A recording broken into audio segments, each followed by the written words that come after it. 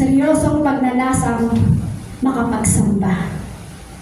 So dito po sa ating pag-aaralan, dito po tayo huhugot ng ating pag-aaralan na magiging assignment ng bawat pamilya pagdating ng Kapaskuhan po. So ito pong ating pag-aaralan, dalangin ko po maging assignment ng bawat pamilya sa darating na Kapaskuhan. Kasi alam niyo po, ito po darating na Kapaskuhan o taon-taon na ginaganap po natin, marami po kasi naniniwala ang Kapaskuhan sa mga regalo lang. Marami po naniniwala ang Kapaskuhan sa pagkain lamang. Marami po naniniwala ang Kapaskuhan sa pamilya lamang o yung reunion na tinatawag.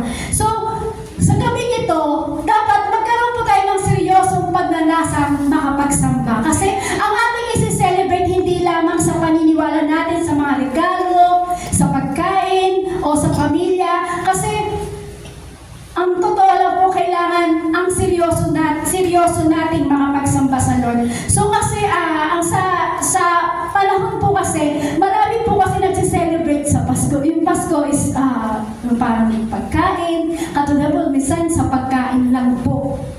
Yan, katulad po niyan, ayaw. Yan, sa pagkain lang po, na parang akala siniselebrate. Minsan po sa regalo, yan, minsan naman po akala nila ang Kapaskuhan is sineselebrate dahil lamang sa reunion o sa family reunion. Pero alam niyo po, meron na po akong narinig, pero sorry po, naway hindi mangyari sa atin to. Kasi meron po akong narinig, ang sabi, eto daw pong Kapaskuhan, ang mangyayari daw po kasi, plastic reunion. Totoo po ba? Kasi naririnig ko po at nababasa ko rin sa Facebook. Sabi ko, bakit naman ganon? So, kasi sabi nila, ang Pasko daw po para sa pagkain, sa regalo, family reunion. Po, so, ang sabi po doon, meron na namang mangyayari, plastic reunion na naman. Naway, huwag po sa atin ito mangyari. At lalong-lalo ang Kapaskuhan, hindi lalong-lalo kay Santa Claus. Amen. Baka sa panahon po natin ngayon may naniniwala pa kay Santa Claus. Meron pa po ba naniniwala kay Santa Claus? Hindi na po kasi hindi po yan kailangan ikabit o ilagay natin sa Kapaskuhan kasi si Santa Claus idisip po yan. So ibig sabihin po yan, ang isi-celebrate po natin Christmas, walang iba kundi sa ating Panginoong Jesus.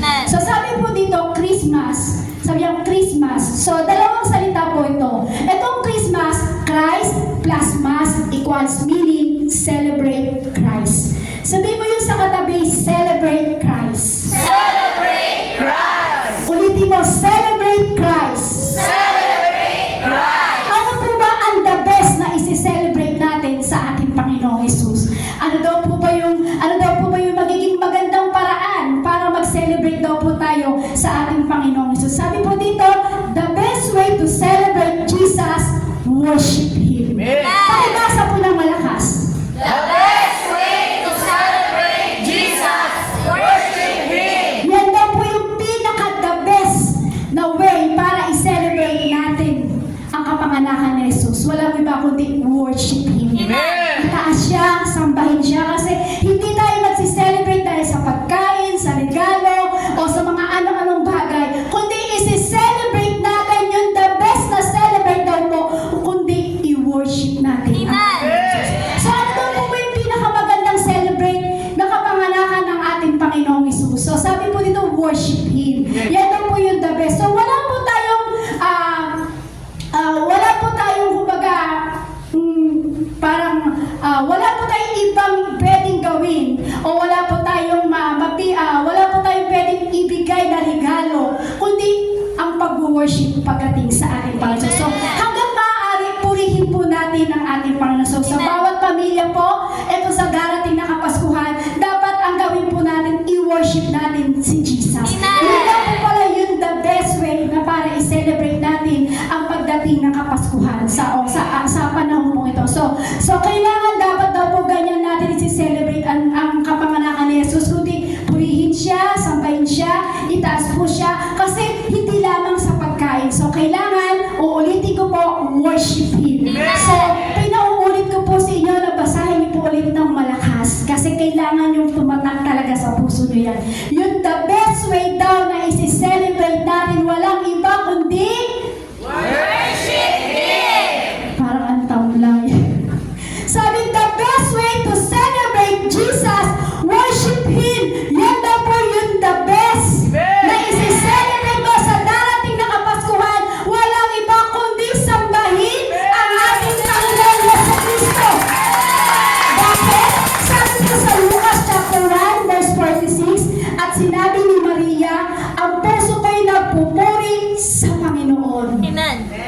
Sabi ni Maria po dyan, ang puso ko'y nagpupuri sa Panginoon. So, ang the best way na dapat i-celebrate, nagpupuri ang puso mo, kapatid.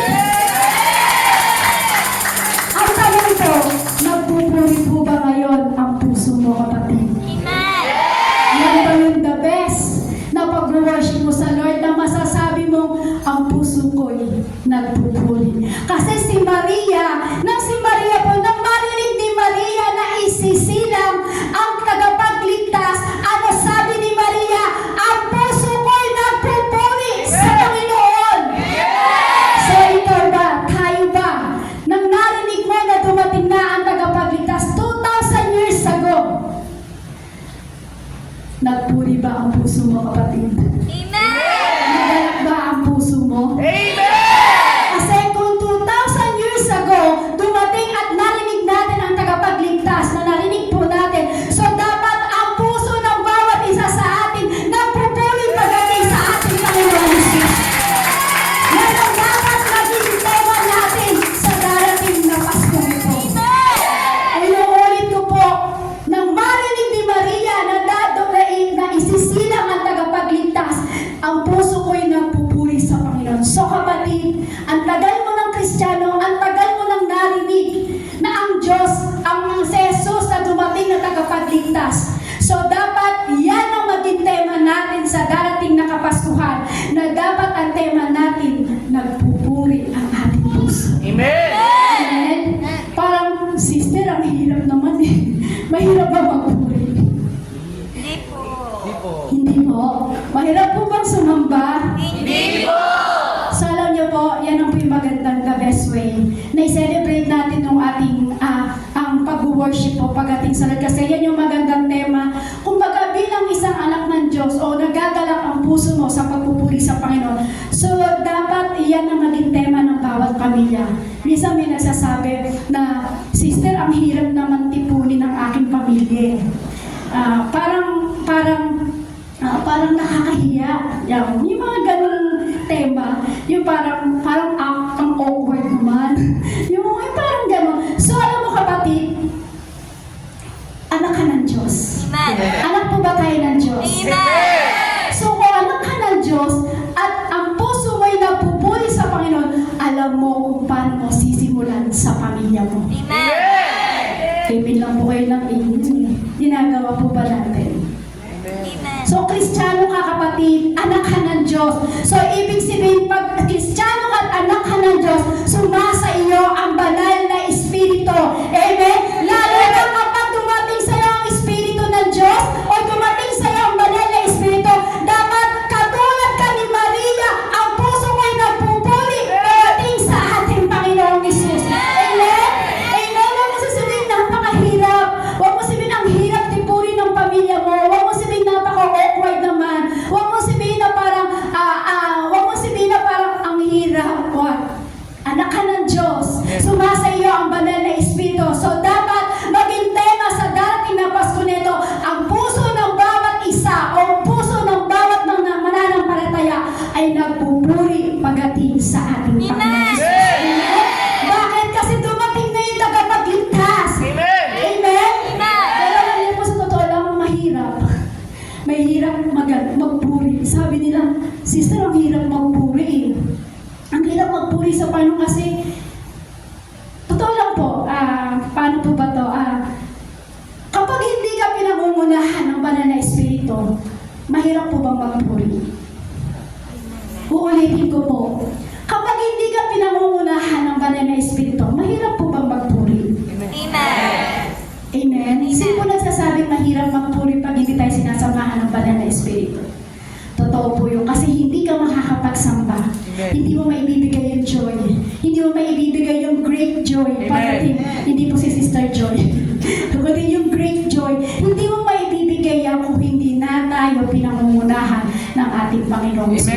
So sa gabing ito, pag-aralan po natin itong Mateo chapter 2 verse 10, na kung makikita po natin na ilang puntos kung paano nauwi yung mga pantas sa pagsamba. Kasi kung si Maria, nakita po niya, narinig po niya na isisilang, so nagpuri po ang puso ni Maria. So itong mga pantas na ito, ano ba yung mga puntos nila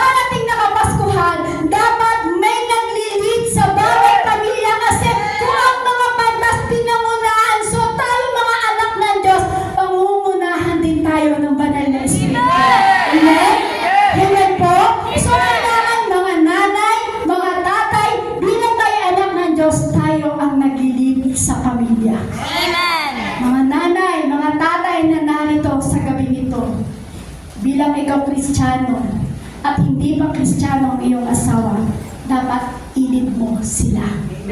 Sa darating na Kapaskuhan, kailangan ikaw ang mag-lead sa kanila. Para at least, pangunahan tayo ng banal na Espiritu sa darating na Kapaskuhan. Yun po yung the best way na isi-celebrate natin ang ating birthday ng ating Panginoong Hesus. Kasi yun po yung kailangan po natin. Kailangan mapangunahan tayo ng ating banal na Espiritu para at least ang ating isi-celebrate walang iba kundi ang ating Panginoong Hesus. Yun po yung dapat. Kaya alam niyo po, sa darating na Kapaskuhan, ilit po natin yung ating pamilya na pag-worship pagdating sa Lord. Huwag yung basta walang lahat takin ng lechon. Kasi pag di ba mag-Christmas, wow, lechon! Yan. Huwag kaagad, kapatid. So dapat kapag sinelebrate mo ang Kapaskuhan sa darating na ito, so kailangan may nag-lead sa pamilya, pangungunahan tayo ng banal na Espiritu. Bago mo lantakan ng lechon, mag-lead ka muna sa pamilya mo para at least pangunahan tayo ng banal na Espiritu. Amen? So wag yung basta-basta na lang tayo na parang okay na yan. Huwag ganun, kapatid. Sabi mo, huwag ganun, kapatid. Huwag ganun, kapatid! Huwag ka agad yung lechon. Huwag agad yung leksyon! Kailangan worship muna tayo pagdating sa Lord. Amen. Amen? So ito po talaga yung katotohanan. We cannot worship God kung di tayo pangungunahan ng Diyos sa buhay ko. Amen. Amen? Walang, sabi nga po, walang makaparoroon pagdating sa Diyos. Sabi nga po sa John chapter 6 verse 44, no one can come to me unless the Father who sent me draws them, and I will raise them up at the last days. So sabi dyan, wala na pong makapupunta sa Ama kundi siya sasamahan. Amen. So sabi ko po kanina, kung hindi tayo pangungunahan ng banal na Espiritu, hindi tayo makakapunta sa Ama. So sabi po dyan, no one can come to the unless the Father. Sabi po dyan, hindi tayo makapupunta sa Ama kung hindi tayo sasamahan ng ating Panginoon. So sabi dyan, ang pagsamba daw po sa ating Panginoong Hesus, yung pagsamba daw po natin pagsamba po natin sa ating Diyos po talaga o sa ating Panginoong Hesus, na kung bakit minsan, yung minsan, pagsamba natin sa Diyos ay nagiging religious lang. Bakit po minsan nagiging religious lang ang ating pagsamba pagdating sa Diyos? Kasi, alam niyo po, kung bakit nagiging religious lang, sapagkat alam niyo po, ikaw lang yung nagdadala. Ikaw lang yung nagdadala sa iyong sarili. Kung bakit minsan yung pagsamba mo sa ating Panginoong Hesus ay nagiging religious lang. Bakit? Kasi ikaw mismo, sapagkat ikaw mismo, ang sarili mo ang nagdadala sa pagsamba mo. Amen. Amen? So dapat hindi daw po ang ating sarili. Sapagkat kailangan ang magdala sa atin, ang manguna sa atin, walang iba kundi ang ating Diyos. Kasi kung hindi tayo makakapunta sa Ama, kung hindi tayo sasamahan ng ating Diyos na tagapagligtas. So dapat pangunahan tayo ng banal na Espiritu. So para sa pagsamba po sa ating Panginoong Hesus, o na kailangan makita ng pangungunahan tayo Diyos, dapat makarating tayo sa biyaya ng trono ng Diyos. Amen. Sa araw ng kapanganakan ni Jesucristo ay sinicelebrate natin ang Kapaskuhan. So dapat tayo ay pangunahan ng banal na Espiritu. Dapat bawat pamilya makararating sa trono ng Diyos sa pag-worship pagdating sa Panginoon. Amen. Kasi wala po talagang makalalapit sa Ama. Tama po? Wala makakalapit sa Ama o wala makakalapit sa Diyos po kundi ka pangungunahan ng ating Panginoon. Amen. Ang hirap po kaya na parang hindi tayo pangunahan. So, ganito po nangyari. Kung tayo ay kailangan natin pangunahan, ito po yung binasa natin kanina, yung mga pantas, nakita natin pinangunahan sila ng ating Panginoong Hesus. Sabi nga po sa Mateo chapter 2 verse 1, panahon ng paghahari ni Herodes sa Judea nang ipanganak si Jesus sa Bethlehem, may mga pantas mula sa silangan na dumating sa Jerusalem. So ito po nung pinangunahan sila. Ito po pinangunahan po ang mga pantas. So ito po ang sabi po dito, the wise men described in the Bible were Parthia and Magi. The journey from Persia to Jerusalem is approximately 500 miles by caravan with no major detours or disruption. This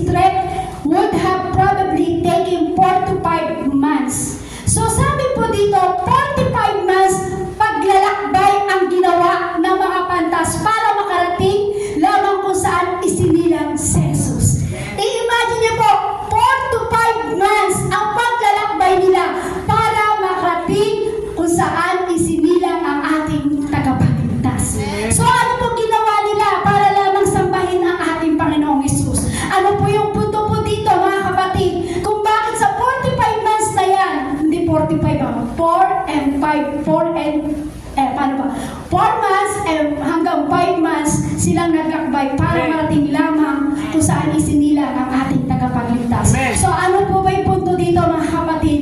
Nakikita po natin kung ano po yung kaseryosohan nila sa pagnanasang pagsamba. Amen. So yun po yung ginawa kong temang title na wala po talagang title. Yun po kasi yung nakita ko. Nagkaroon sila ng pagnanasa o nagkaroon sila ng seryosong pagnanasang pagsamba sa ating tagapagligtas. Amen. Amen? Amen. Sabi po dyan, kaseryosohan pagnanasang makapagsamba. Amen. Grabe po, di ba? Seryoso. Grabe po yung seryoso nila. Kung, di ba po, iniwanan nila yung kanilang pamilya hanggang 4 months, hanggang 5 months, para sa kanilang pamilya. Iniwanan po nila, nagpakalayo-layo po sila, naglakbay po sila ng ganong katagal. Sa napakalayo ng kanilang nilakbay po, balik po, kasi meron po silang kaseryosohang pagnanasang makapagsamba. Pagnanasa po na malakas. Kaseryoso ang pagnanasa makapagsamba. Ganyan po ba tayo mga kapatid? Kung titignan po natin, napakalayo ng kanilang lakbayin, papunta lamang doon sa paanan ng ating Panginoong Heso Kristo. Amen. Siyempre, baby pa po yung time na yun si Christ. Tama po? Amen. Pero alam niyo po, para lamang sila makapunta doon sa paanan ng ating Panginoong Jesus, para lamang makasamba. Amen. Minsan po ba nagagawa po natin na pupunta sa paanan ng ating Panginoong Jesus para lamang magkaroon tayo ng seryosong pagsamba pagdating sa Lord. So dapat kung gano'n nagkaroon, dumating ang kaseryosohan sa pagnanasang makapagsamba ang mga punto. So dapat gano'n din ikaw kapatid. Amen. Dapat dumating din sa'yo. Kung pinangungunahan ka ng banal na Espiritu, dapat dumating din sa atin ang kaseryosohan pagnanasang makasamba pagdating sa ating tagapagligtas. Dapat gano'n din tayo kaseryoso pagdating sumamba pagdating sa ating Panginoon. Kaya sabihin mo sa katabi mo, seryosohin natin ang pagsamba. Seryosohin natin ang pagsamba. Kasi minsan yung iba po kasi ang kanilang pagsamba ay para lamang relihiyon lang. Tama po ba? Yung kanilang pagsamba parang relihiyon lang naman to. Okay na to? Okay na yan? O kaya minsan naman, yung pagsamba natin parang nakagisnan lang. Yung parang nakagisnan lang natin, di po ba yung pagsamba po natin, dapat buhay na natin ang pagsamba sa Diyos. Amen. Sabihin mo sa iyong katabi, dapat Dapat buhay na natin ang sumamba sa Diyos. ang sumamba sa Diyos. Ulitin mo rin sa Kanya, dapat ang buhay natin Ay magsamba sa Diyos. hindi nyo na alam. Kailangan po yun. Lalo na ngayon, ginugunita natin yung kapanganakan ng ating Panginoon. Amen. So, kailangan, dahil ginugunita natin ang kapanganakan ni Jesus, dapat magkaroon tayo ng seryosong pagsamba. Amen. Amen? Dapat dumako tayo, kapatid. Dumako ka sa seryosong pagsamba pagdating sa Lord. Paano po ba natin gagawin yun? Paano po ba natin gagawin yung pagseryosong pagsamba pagdating sa Lord? Paano ba tayo dadako doon, kapatid? Yung ibinibigay natin yung ating buhay. Amen. Dadako ka sa pagdating sa kaseryosohan sa pagsamba sa Panginoon, yun yung ibinibigay natin yung ating buhay. Yun yung seryosong pagsamba. Tama po? Amen. Sabi nga po sa Roma chapter 12 verse 1, kaya nga mga kapatid, alang-alang sa masaganang habag ng Diyos sa atin, ako'y nakikiusap sa inyo na ialay ninyo ang inyong sarili bilang isang handog na buhay, banal at kalugod-lugod sa Diyos. Ito ang karapat-dapat na pagsamba ninyo sa Diyos. Sabi po dito, uulitin ko po, kaya nga mga kapatid, alang-alang sa masaganang habag ng Diyos sa atin, ako'y nakikiusap, sabi po dito, sa inyo na ialay ninyo ang inyong sarili bilang isang handog na buhay, banal, kalugod-lugod sa Diyos, at ito ang karapat-dapat na pagsamba ninyo sa Diyos. So, ibig sabihin yan, handog na buhay. Amen. Tama po? Handog na buhay ang gusto ng Diyos. Sabi po dyan, kaya nga mga kapatid, alang-alang sa masaganang habag ng Diyos sa ating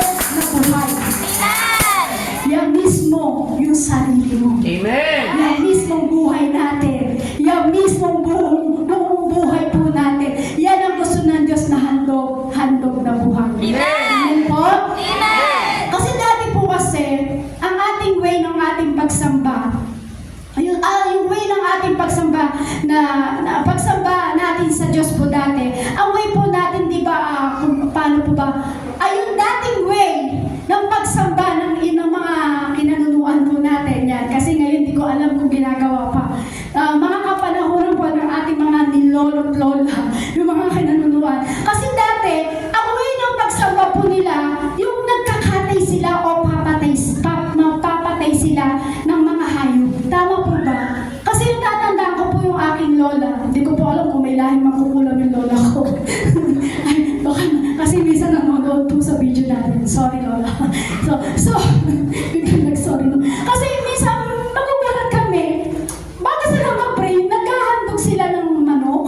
Kinakatay nila. Tapos yung dugo ng hayop na yun yung kanilang inihahandog sa isang lugar. O kaya parang tinatapon nila sa isang paligid na yun. Ganun po kasi dati yung way ng pagsamba. So ngayon, ang way ng pagsamba natin, kundi yung ating buhay para mag-worship pagdating sa Lord. Amen. Amen? So ganun po yung ginagawa. So ibig sabihin, yung dugo daw po ng hayop dati, yun yung kanilang inihahandog para makasamba sa kanilang sinasamba. So ngayon, kung yun po yung way dati ng pagsamba ng gano'n. So ngayon po, ang gusto ng Diyos, ang pagsamba natin, tayo mismo handog na buhay. Amen. Handog na buhay. Bakit? Kasi buhay ang handog ng Diyos. Amen. Bakit handog na buhay ang gusto ng Diyos? Kasi buhay mismo ni Kristo ang inihandog niya bawat isa sa atin. Amen. Kaya ang gusto na lang ko, ang buhay niya ang ihandog niya sa atin. Gusto niya buhay din po natin ang ihandog natin. Kaya sister, kailangan magpapako din ako sa krus para ibigay ko yung buhay pagdating sa pagsamba sa Diyos. No. Ang gusto ng Diyos, magkaroon ka ng pagsamba ng seryoso sa Kanya, ng punong-puno ng kagalakan sa puso. Handog na buhay! Handog na buhay! Ang gusto ng ng Diyos para sa atin. Amen? Amen. Kasi ayun ang gusto ng Diyos. Amen. Tayo mismo may buhay ang maghahandog sa Diyos. Walang iba kundi ang ating sarili para sambahin ang ating Panginoong Jesus. Amen? Amen. So, ibig sabihin kasi meron pong, kumbaga, kaya gusto ng Diyos na ang ihandog natin ang ating buhay o yung ating sarili kasi meron nang namatay. Tama po ba? Amen. Alin sister, namatay po ba yung ibis natin sa bahay? Hindi. Kasi meron pong namatay para sa atin. Meron namatay para sa atin. Isinilang para maging tagapagligtas natin. Amen? Bakit siya isinilang? Para magbigay ng buhay sa bawat isa sa atin at yan ang ating Panginoong Yesus. Kung ang gusto ng Diyos, ang sarili mo ang ihandog mo sa Kanya, handog na buhay. Bakit? Kasi si Yesu Kristo namatay para sa iyo. Si Yesu Kristo, inihandog niya yung buhay niya para ikaw ay maligtas. So yun ang gustong gawin po ng Diyos. Ialay natin sa Kanya ang ating buhay. Kumbaga, nag-ialay natin ang ating buhay sa Kanya. Kumbaga, parang, ang ating Diyos parang, nagbubo. Ano sa pagkatagalog? Nagbubo ng kanyang dugo para sa atin. Kumbaga parang nag-alay, yun na lang. Masyadong malalim yung Tagalog. Nag-alay ng dugo para sa atin. So, ibig sabihin, inalay ng Diyos ang kanyang buhay at ang kanyang dugo para sa atin. Kaya ang gusto ng Diyos, ikaw mismo na binigyan niya ng buhay, ang gustong maghandog sa Kanya ng seryosong pagsamba na puno-puno ng kagalakan pagdating sa ating Panginoon Jesus. So, ano po ba ibig sabihin nito? Sabihin po, ano po ba ibig sabihin nito? Kailangan po ba ay alay natin ang ating buhay at ipako tayo sa krus? Sabihin mo sa iyong katabi, gusto ng Lord, Gusto ng Lord. buhay mo. Buhay mo. Kaya lang parang po kayong zombie ngayon. Parang hindi po tayo buhay. Parang mga zombie po tayo. Sabihin mo kayo sa katabi mo, gusto ng Lord, Gusto ng Lord. ang buhay mo, Ang buhay mo. ang ihandog mo. Ang ihandog mo. Kasi hindi lamang po tayo sa relihiyon. Hindi lang po tayo na parang, ito na yung ginagawa po natin. Hindi po. Hindi yung parang nakagisnan mo na. Hindi yung parang pupunta ka ng church, magbibihis ka. Kumbaga, pupunta ka ng church para sambahin mo ang Diyos. Kumbaga, aating ka ng gawain, parang ilang oras kang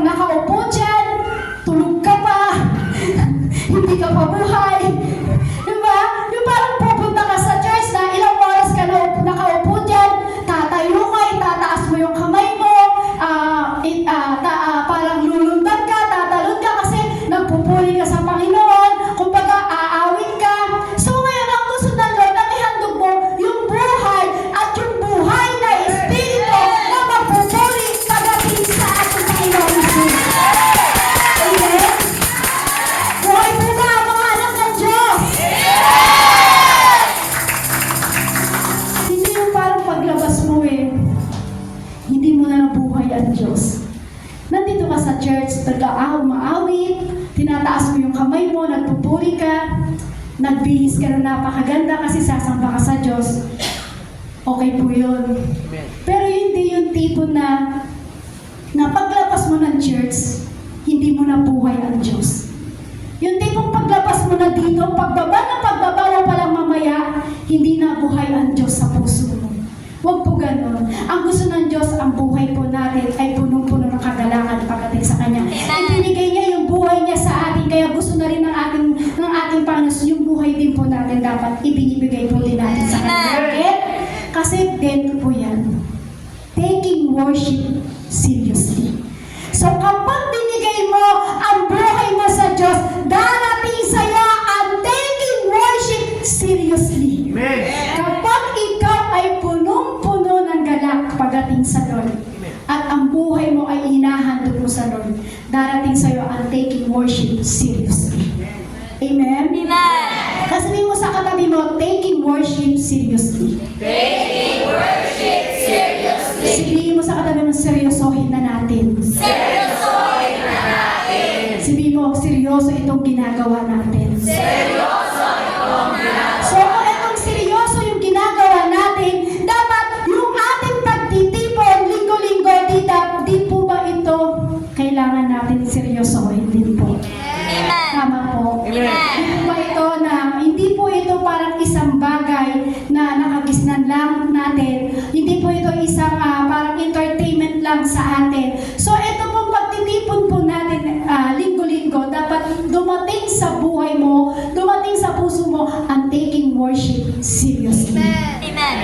Amen? Amen. Kaya dapat hindi po ito entertainment lang. Hindi ito yung parang nakagisnan lang natin. Kaya let's take worship seriously. Pagdating sa paggunita, pagdating ng Kapaskuhan, sa pagsiseryosohin po natin ang pagsamba pagdating sa Lord. So mararamdaman dapat natin ng bawat isa na ikaw mismo, na dapat ang pamilya mo, dapat maramdaman natin na magkaroon tayo ng taking worship seriously. Kahit ba sabihin mo ang awkward, kahit sabihin mo dapat dumating sa pamilya mo at dumating sa atin ang taking worship seriously. Amen. Amen? Kasi kailangan mararamdaman mo yan Kasi pagpunta mo sa church, ikaw mismo, okay ang pamilya mo, di ba pagpunta mo sa church, mararamdaman mo yung taking worship seriously, nagtataas ka ng kamay. Pero hindi po yun Amen. Sabi nila ganun. Pero alam niyo po, kailangan dumating sa atin ang taking worship seriously. Amen. Kasi bakit? Yun po yung itinatanim sa atin ng Diyos. Magkaroon tayo ng taking worship seriously. So tuwing po pa ating pagsamba, kailangan yan dumating sa puso mo.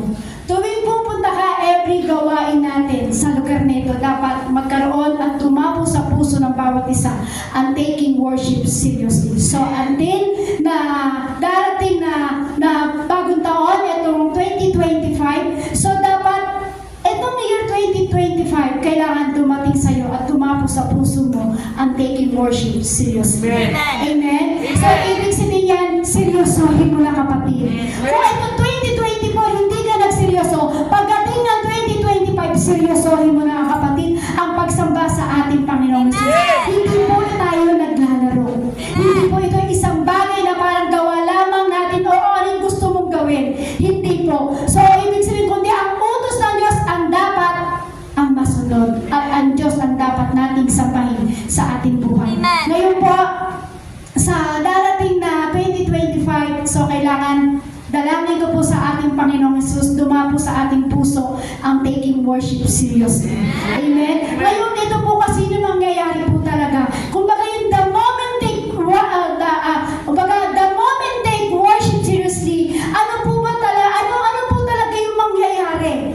Ano po ba talaga ang mangyayari po dito kapag dumapo sa'yo ang taking worship seriously? Sabi po sa Mateo chapter 2, verse 3 to 8, sabi po dyan, nang mabalitaan ito ni Haring Herodes, siya'y naligalig gayon din ang buong Jerusalem. Kaya tinipon niya ang lahat ng mga punong pari at mga tagapagturo ng kautusan at sila'y tinanong, saan ba isisilang ang Kristo? Tumugon sila sa Bethlehem po, sapagkat ganito ang isinulat ng propeta, at ikaw Bethlehem sa lupain ng Huda ay hindi pinakahama mga pangunahing bayan ng Judea, sapagkat sa iyo magmumula ang isang pinuno na namamahala sa aking bayang Israel. Kaya sabihin ko sa iyong katabi mo, may malighalig. May manigalig. Sabihin mo rin sa katabi mo, may malighalig.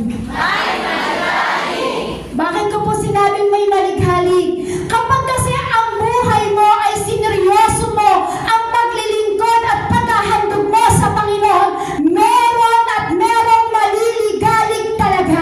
Amen. Amen. Parang ayaw niya maniwala. Parang amen. Ulitin ko po, kapag dumating sa buhay niyo po, ang taking worship seriously, meron at merong maliligalig. Amen.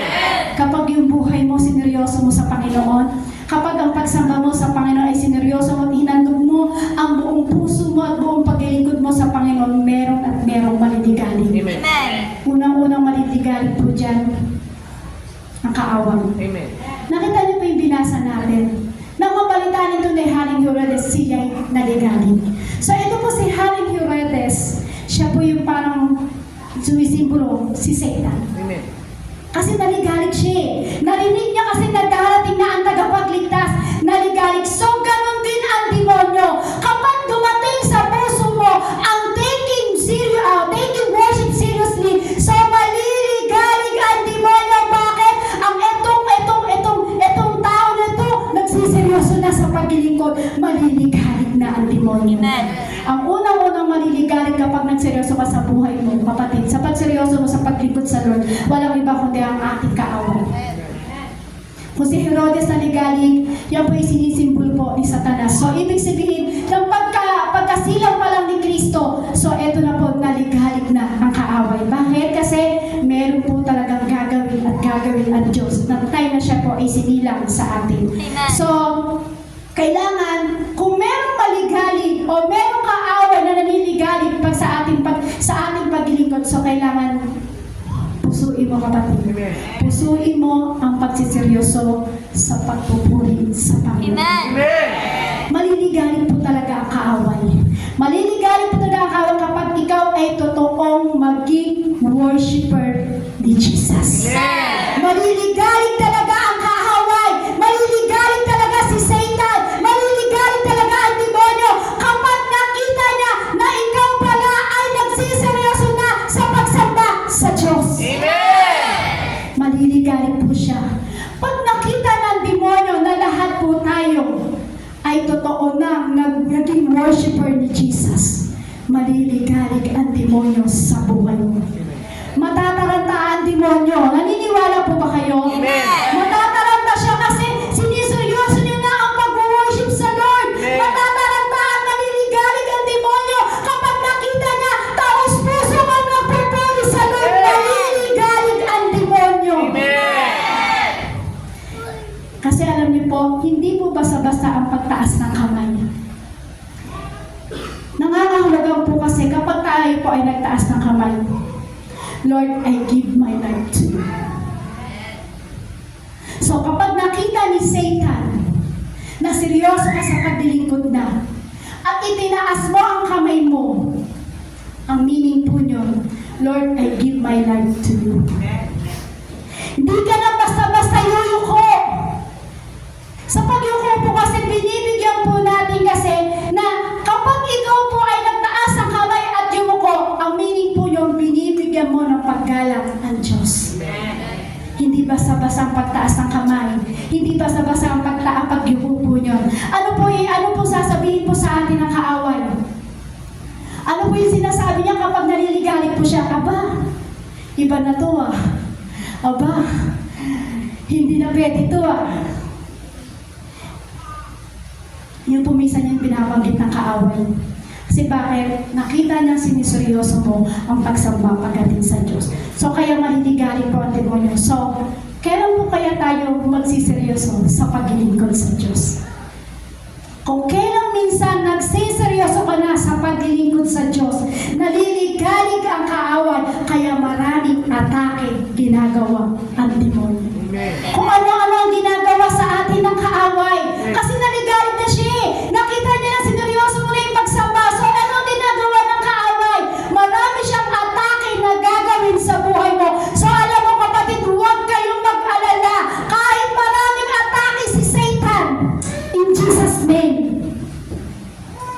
Sa alam niyo po, mahirap ibahan po ito. Every time na binabanggit po namin to, kami po yung unang sinusubukan. Kaya ngayon pa lang po inaapakan ko po si Satan in Jesus' name. So pag alam mo maraming inaatake na si Satan sa'yo, huwag kang mag-alala kapatid. Huwag po kayong matakot. Amen. Sapagkat pinagtagumpay ka na ng ating Panginoon Jesus. Nagtagumpay na tayo. Kaya kung ano man ang atake ni Satan sa'yo, huwag kang matakot. Huwag kang mag-alala. Tingnan po. Amen. Alam niyo po, meron po isang kwento po sa isang Bible po na isinulat po ito. Ito po yung parang ending ng pananampalataya na tayo ay dapat siguradong mananagumpay. Isinulat po ito sa Bible. Nung time na dumating na yung tagapagligtas po natin, na isulat po ito sa Bible. Yung ending po nyon, magiging matagumpay tayo. So bakit ka matatakot kung ano mang atake ng kaaway sa buhay mo? Kapatid, ulitin ko po. Kapag nakita ng demonyo na ikaw ay nagsiseryoso na sa pagsamba sa Diyos, marami siyang atake. Amen. Pero kapag alam mong pinangungunahan ka ng Holy Spirit, hindi ka matatakot. Amen. Sabi nga po sa verse 7, nang batid ito, malihim na ipinatawag ni Herodes ang mga pantas at unisisa kung kailan lumitaw ang bituin. Pagkatapos sila ay pinapunta niya sa Bethlehem na ganito ang bilin. Hanapin ninyo mabuti ang sanggol. Kapag natagpuan ninyo siya, ipagbigay alam agad ninyo sa akin upang ako man ay pumunta roon at sumamba rin sa kanya. Ito yung pagkukunwaring pagsamba. Hindi totoo yung sinasabi ni Herodes na kapag nakita niya, ituro niyo sa akin at ako'y sasamba. Ito po yung pagkukunwaring pagsamba. Hindi totoo po. Hindi yung totoong pagsamba ni Herodes. Ang gusto niyang malaman kung saan yung lokasyon o yung location ng ating Panginoong Hesus upang patayin si Jesucristo. Hindi totoo ang sasamba. Kaya niya gustong malaman kung saan talaga kung saan ay pinanganak si Jesus, kung saan talaga siya ay pinanganak. So kaya gusto niya malaman yun kasi papatayin niya ang tagapagligtas natin. Amen. Kasi hindi lahat na nagsasabi na pupunta ako doon at sasamba. Hindi po totoo po yun. Sino po nagsasabi dito, pupunta ako doon, sasamba ako. Pero hindi mo naman nakikita sa kanyang buhay. Amen. Maniniwala po ba kayo? Hindi po, di ba? Upang patayin po si Jesus. Papatayin po si Jesus para ang ating tagapagligtas ay mamatay at para tayo ay hindi marunong magpuri pagdating sa Lord. So yun po yung ginagawa ni Herodes. Kasi hindi lahat na nagsasabi pupunta po at para magpuri po. Hindi po yun. So ang dapat po gawin po natin, dapat magseryoso po tayo sa pagpupuri at pagsamba pagdating sa Panginoon. Kapag sinabing seryosohin natin, yung parang hindi ka na ba mamimiti? Yung parang, oy, kailangan seryoso ka sa pagpuri sa Panginoon. Yung tipong, ganun po ba yung seryosong pagpupuri? Hindi po. Yung parang, seryoso ko, huwag kang magulo, seryoso kang magpuri. Yung tipong, galak na galak kung katabi mo sa pagpupuri, pero ikaw seryoso ka pa rin na hindi po ganon. Hindi po ganon ang ibig sabihin ng seryosong pagsamba pagdating sa Lord. So yung parang pagsamba na parang yuyuko ka. Yuyuko ka yung noo, nakaganyan. Seryoso ko. Yung parang galing. Hindi ganon yung ganong seryoso. Kasi pag sinabing seryoso ko, huwag kang magulo. Pero yung itsura mo, hindi ko ma-express paano ba? Yung parang, yung noo mo, nakakunat, hindi ganun yung seryoso. Yung parang galit ka sa mundo, hindi po ganun. Tingnan mo yung katabi mo kung nakakunat yung noo. Baka seryoso yan. Seryoso po ba? Tingnan mo yung katabi mo, baka may seryoso yan. Yung noo niya nakakunat. Huwag kang magulo kapatid. Seryoso po. Wag ganun. Hindi yung parang galit ka sa mundo. Ano po ba yung ginawa ng pantas? Ang ginawa po ng pantas, ito po. Mateo chapter 2 verse 9 to 10. Pagkarinig sa bilin ng hari, sila'y nagpatuloy sa paghanap.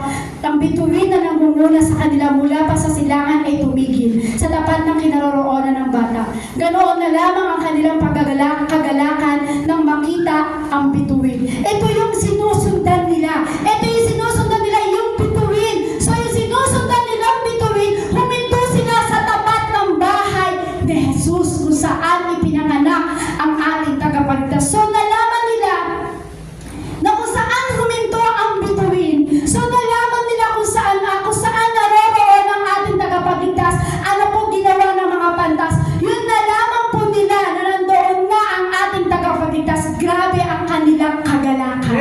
Yun nalaman nilang isinilang na ang tagapagligtas. Grabe ang kagalakan ng pantas nito. Ganun po ba tayo? Nang nalaman mo na dumating na ang tagapagligtas, grabe ba yung kagalakan na naramdaman mo? Dapat napakasayang pagsamba! Napakasayang pagsamba sa Diyos! Dapat sinusahin mo na ang paglilingkod sa Diyos! Hindi yung tipong seryoso ako sa paglilingkod. Yung tipong nasa isang sulong ka lang, hindi ka kumikibok. Yung parang huwag mo kumulin, sister. Seryoso ako sa pagsamba sa Lord. Yung tipong wala kang kinakausap. Seryoso talaga yun. Pero alam niyo po, napakalungkot ng ganung buhay. Tama po, napakalungkot ng ganung buhay na seryoso ka na wala kang kinakausap. Huwag kang magulo dyan na sumasamba ako sa Lord, seryoso. Umalis ka dyan. Napakalungkot ng ganung kapatid. Wala kang pinapansin, wala kang kinikibo. Kasi sabi, masayang pagsamba sa Diyos. Yung ginawa ng pantas, nagalak sila sa pagsamba sa Diyos. So dapat kapag sineryoso mo ang paglilingkod sa Diyos, dapat puno-puno ka ng kagalakan.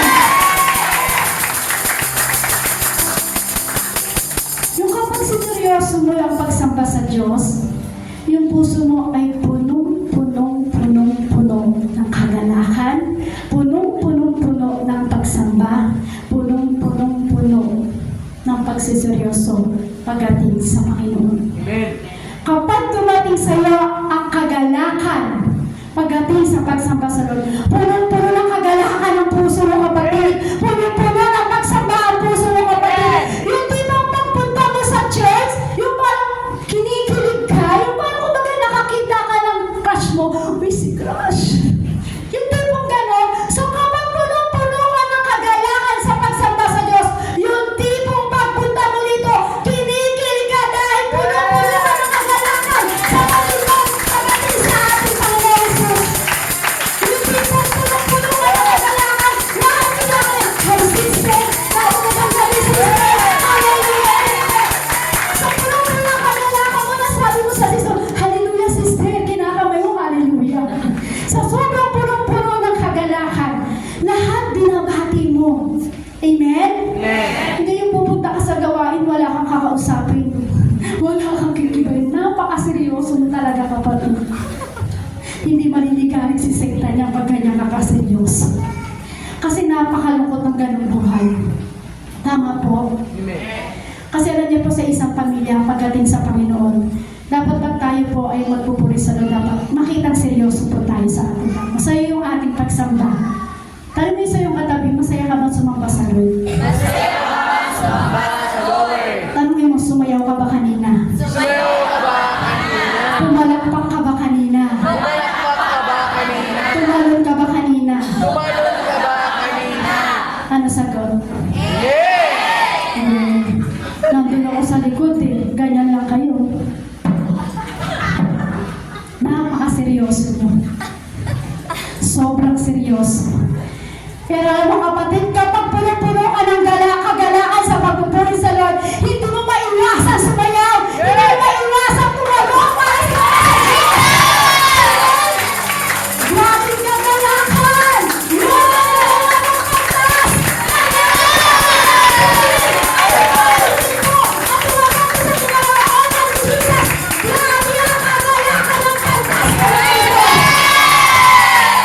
Kaya lalo ngayong Kapaskuhan,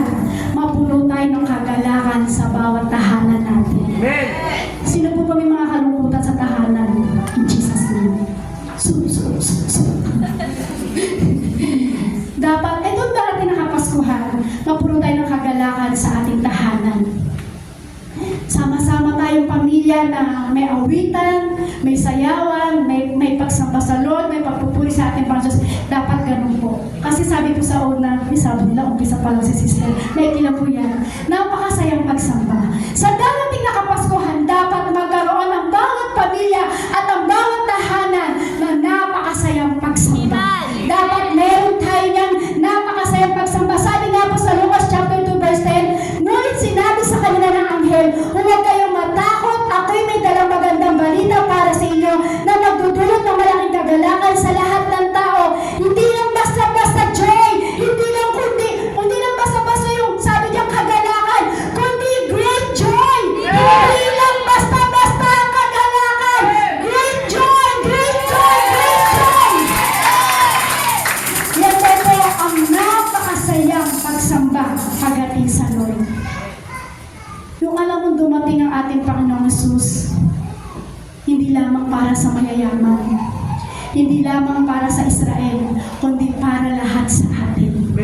Kapag narinig po na dumating ang ating Panginoong Jesus, dapat dumating na ang tagapagis, dapat magseryoso ka na kapatid.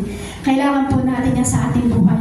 Kailangan magkaroon tayo sa darating na Kapaskuhan, hindi lamang kagalakan, kundi great joy sa bawat tahanan po natin.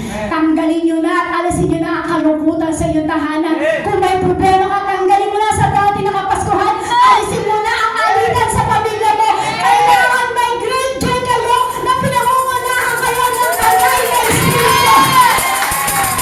Yun ang gusto ng Diyos. Sabi nga po sa awit 112 verse 1 to 2, umawit sa kagalakan ng lahat ng mga bansa, si Yahweh ay papurihan, maglingkuran siyang kusa, lumapit sa presensya niya at umawit ng may tuwa. So ibig sabihin, itong mga bantas na ito, pinangunahan sila ng mga nang makita nila ang tagapagligtas.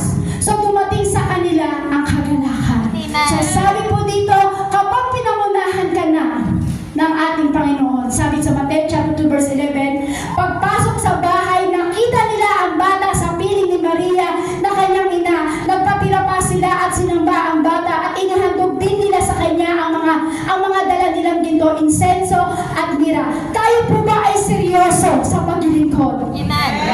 Tayo po ay seryoso na may kagalakan sumunod sa Diyos. Kung ang una yung napakasayang pagsamba, ngayon daw po yung pangalawa, sabi yung pagsamba may pagpapakumbaba.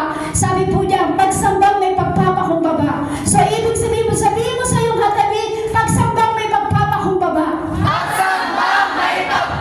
Kasi yung una, sabi niya, napakasayang pagsamba. Pangalawa, pagsamba may pagpapakumbaba. So dapat tayo ay hindi nagyayabang. Ano po? Dapat basag ang ating puso. Dapat pag seryoso ka sa pagsamba sa Lord at hinaluan mo na may pagpapakumbaba, basag na basag na basag ang ating puso sa harapan ng ating Panginoong Jesus. Dapat meron tayong pagpapakumbaba pagdating sa Lord. Amen po. Sabi po dyan, worship from Greek words, proskuneo, is the fall down before or bow down before. Worship is a state at attitude of spirit. So ang ating pagsamba pala ay isang attitude. Attitude kasi ang ating pagsamba. Tama po? Ipinapakita mo talaga na ikaw ay masaya. Masaya ka ba? Nagpuli kanina sa Lord. Sabi ko dyan, ang ating pagsamba ay isang attitude. So, ibig sabihin, ikaw ba nagpuli kanina? Masaya ka ba? May pagpapakumbaba ba?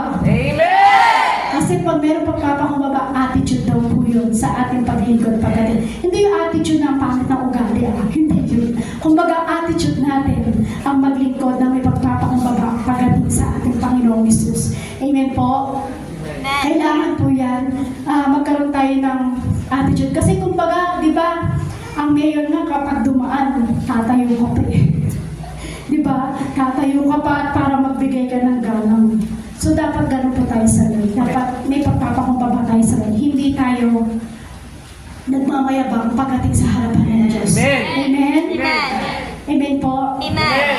So makita po natin kung paano naging magpakumbaba ang mga pantas na ito ng time na nakita nila na dumating na at isinilang na ang tagapagligtas po natin. So sabi po sa Matthew chapter 2 verse 11, papasok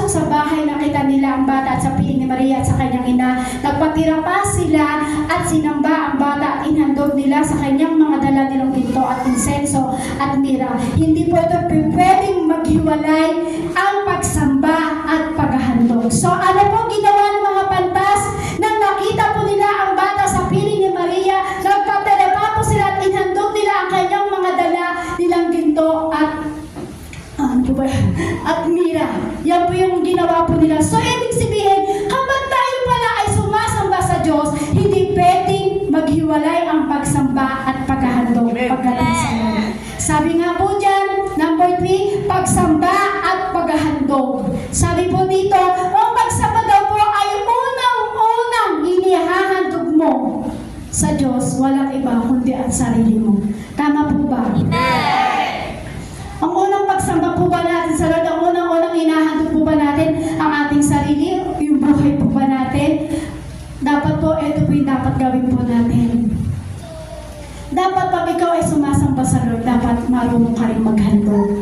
Inihahandog mo ang sarili mo at inahandog mo ang buhay mo. So tapos alam niyo po, dapat sa pagsamba sa Diyos, kailangan marunong tayo.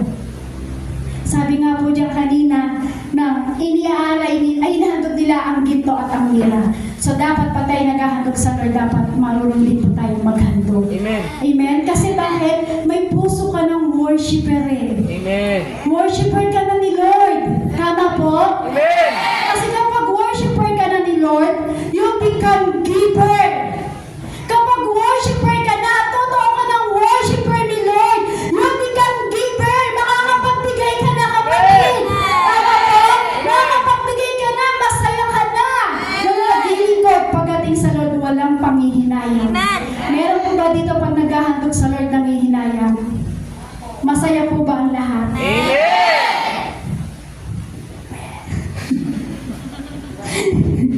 Joke lang po. Kasi pag nawala ako. Kasi hindi mo pwede maghiwalay po yan.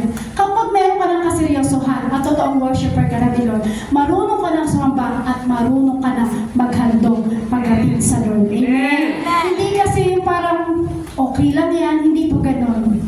Kasi alam natin na may unang nagbigay po sa atin. Walang iba kundi ang ating Diyos Ama. Amen. Kaya nga po, di ba yung sa John 3:16? Alam niyo po ba yun yung John 3:16?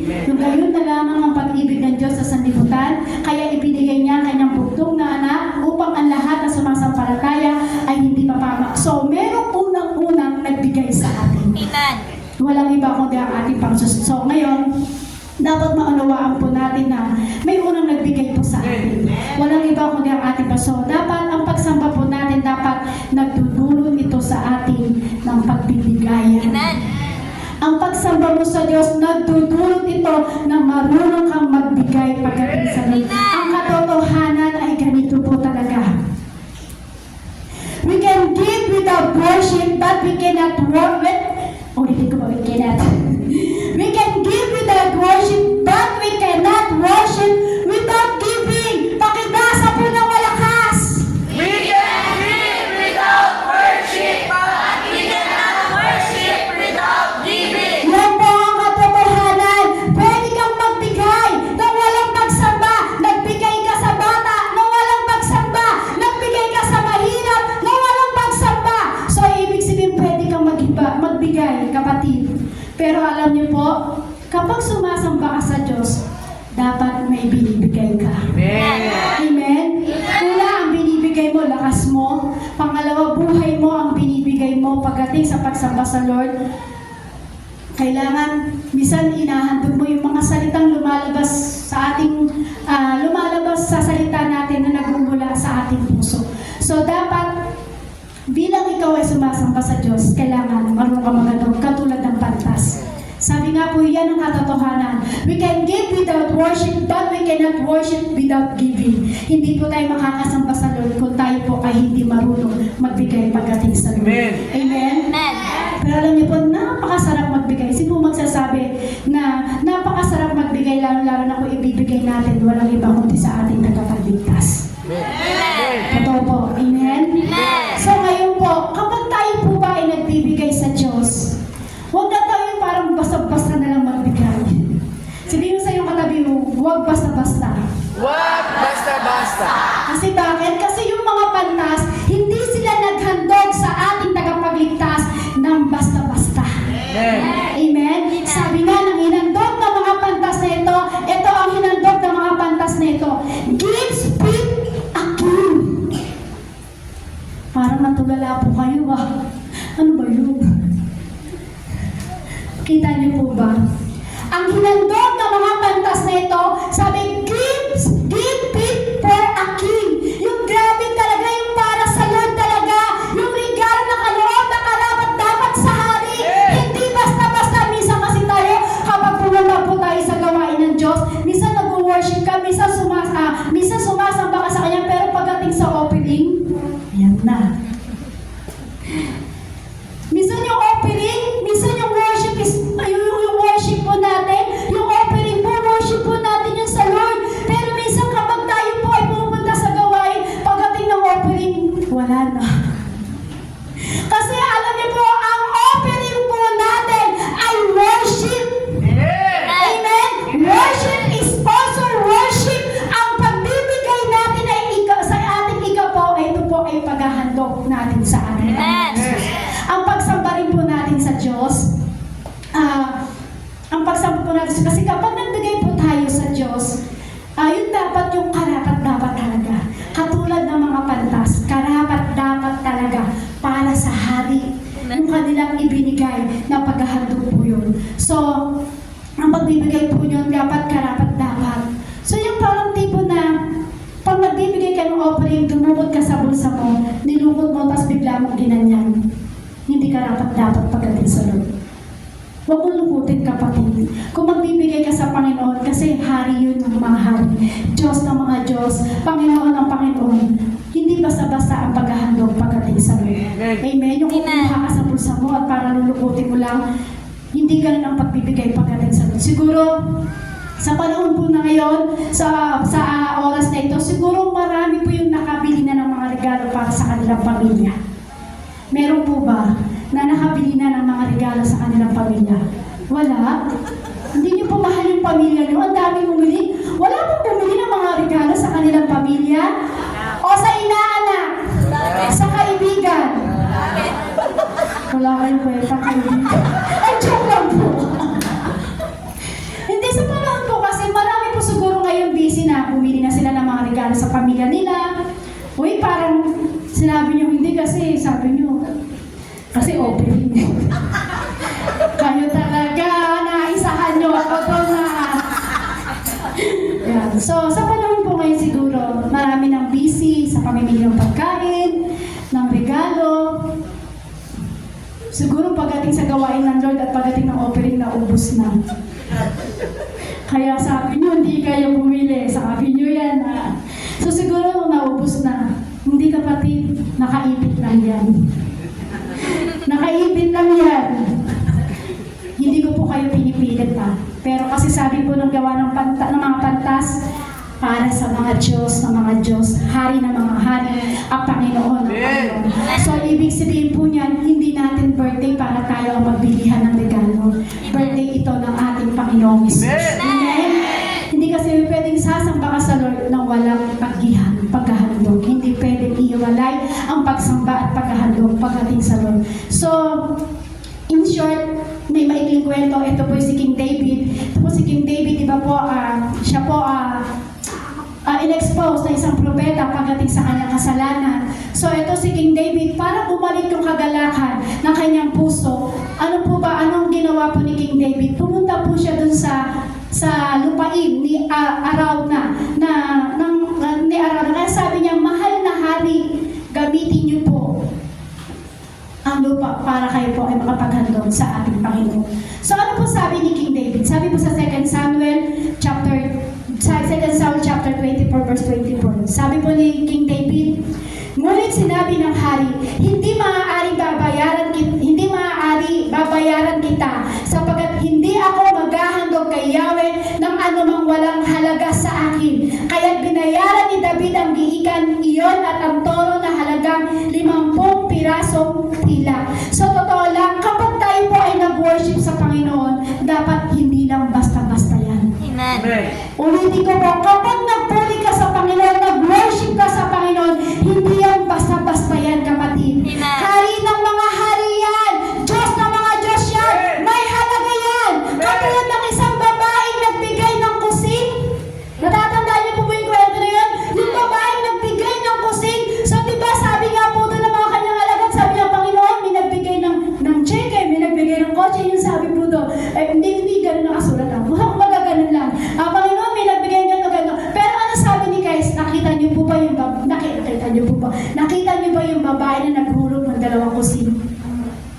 Sabi ng Lord, sacrificial giving sa Panginoon ang ginawa ng babaeng nagbigay ng dalawang kusing.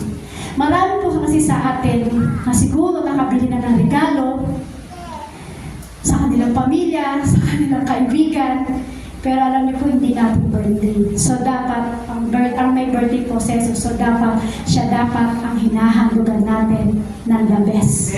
Sabi nga po sa Mateo chapter 2 verse 12, nang papauwi na ang mga pantas, nakatanggap sila ng babala sa pamamagitan ng panaginip na huwag nang bumalik kay Herodes, kaya nag-iba na sila ng daan pauwi. So sabi mo doon, ano po ba nangyari po doon? So ibig sabihin, nagkaroon pa sila ng pangitain sa kanilang panaginip na wag na daw po silang babalik doon sa kanilang daanan. Ano po ba nangyari? Sila'y nakapaghandog sa Diyos, sila po nang hindi po nagkaroon po sila ng babala sa pamamagitan ng So ito po, nung sila po nakapaghandog na itong mga pantas na ito at nakasamba pagdating sa Panginoon, talagang sineryoso na po talaga nila ang paglilingkod sa Lord at sila po naglakbay para makarating lamang ang kanaroroonan ng ating kapagligtas. So para siya ay sambahin itong mga pantas na ito, may dumating na revelasyon sa kanila ng isang anghel na sinabi, wag na po silang babalik doon. So alam niyo po ba, kasi nagkaroon na po sila ng totoong seryosong pagsamba pagdating sa Lord. Amen? Ang totoong pagsamba sa Diyos na may kaseryosohan, na may kagalakan, na may pagbibigay. Ang pagsiseryoso sa paglilingkod sa Lord, sa pag-worship, may kagalakan, may pagbibigay po pagdating sa Lord. So ito po ang daan para tayo po ay nakakapagbago ng daan ng ating buhay. Sabi nga po sa last, pagsambang nagbabago ng daan ng buhay. So, babaguhin ito ang daan ng buhay mo, kapatid. Babaguhin ito ngayon ng ating Panginoon sa darating ng 2025 na sabi ng Lord, anak, huwag ka na dumaan doon. May revelation na ibibigay ang Lord sa atin. So, dapat tayo po ay mag-worship sa Lord. Amen. So, ganito po ang gawin natin. Pagdating po ng 2025, may babaguhin sa atin ang Diyos. Amen? Amen. Amen po. Amen. Kasi ang Diyos nagbigay sa atin ng tagapagligtas. So, sa 2025 na itong darating, i-claim mo na merong babaguhin ng daan ang Diyos sa buhay mo. Kasi ang tunay na pagsamba ay magdudulot ng tunay na pagbabago. Kapag tunay kang pagsamba sa Lord, magdudulot ng tamang daan sa buhay mo yan, kapatid. Sabi nga po 2 Corinthians chapter 5 verse 17, kaya kung nakipag-isa na kay Kristo ang isang tao, isa na siyang bagong nilalang, wala na ang dati niyang pagkatao, siya'y sa pagkatao, sa halip ito ay napalitan na ng bago. Sabi po dyan, the best way to celebrate Jesus, worship Him. Yung the best way to celebrate Jesus, worship Him. Kung ikaw ay gusto mo sa darating na 2025 at itong kapaskuhan nito, kung alam mo na merong gagawin ang Diyos o gusto mong merong babaguhin daan ang Diyos sa buhay mo, sabi po dyan, the best way to celebrate Jesus, worship Him. Yan dapat ang gawin natin sa pagdating sa kapaskuhan na darating. Seryosong pagsamba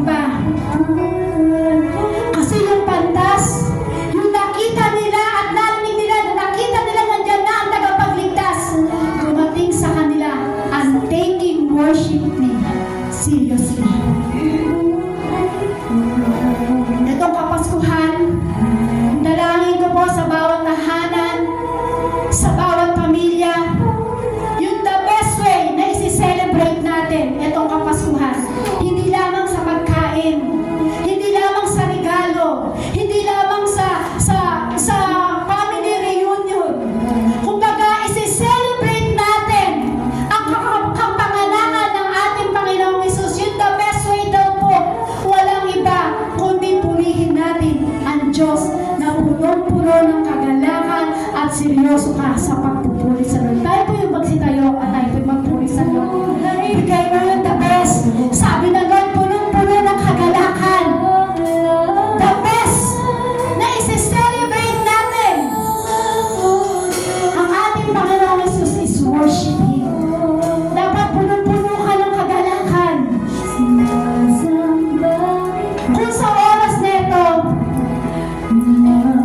gusto mo sa year 2025, may bagong daan na gagawin ang Diyos sa buhay mo para makapagbago, gawin mo ang the best.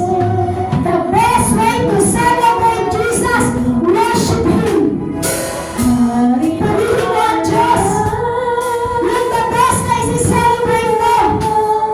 Hindi ang sambahin ang ating Panginoon Jesus. Sa talit na natin ang ating Panginoon Jesus sa oras na ito.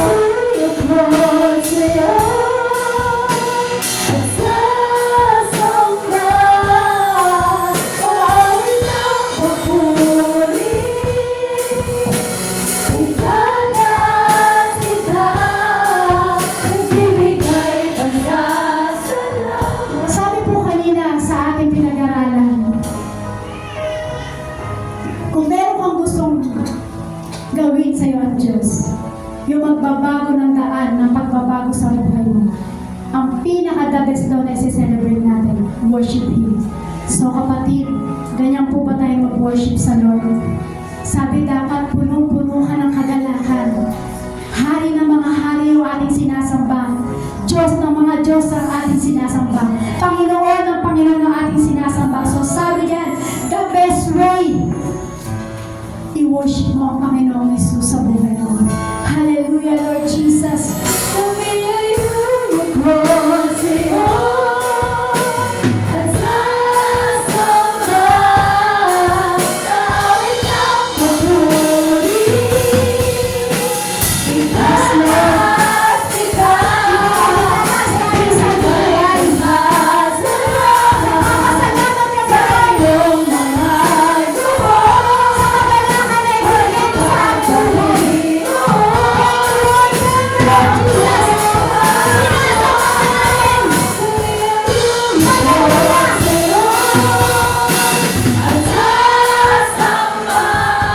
Sabi ng Lord, kung naghahangad ka sa year 2025 na may mabagong daan na pagbabago sa buhay mo, Jacob family, i-renew mo ang puso mo na punong-puno ng may kagalakan sa pagbubuhay sa Panginoon. Sabi ng Lord, Jacob family, i-renew mo yung puso mo ng punong-puno ng kagalakan sa pagsamba sa ating Panginoong Jesus. Hallelujah, Lord God Jesus!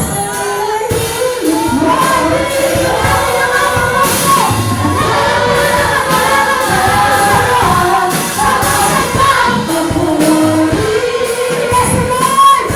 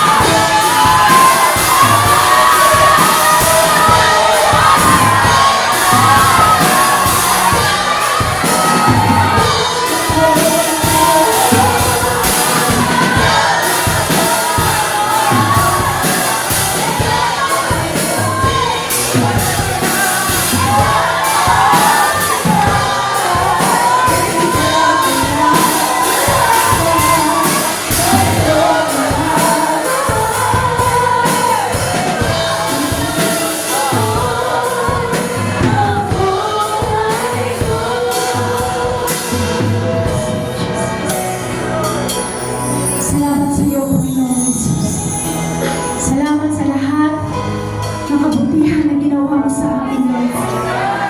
Wala kaming ibang itinataas sa pangalan mo, Panginoong Yesus. Kundi, Lord, i-renew mo ang aming puso na puno-puno ng kagalakan sa pagsamba sa iyo.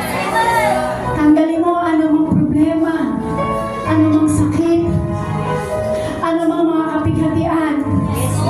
Wala kaming ibang gagawin na hilingin sa pangalan mo, Lord. Hinihingi namin, Lord, ang Jacob family, ang lahat ng manggagawa mo sa church ito, ang lahat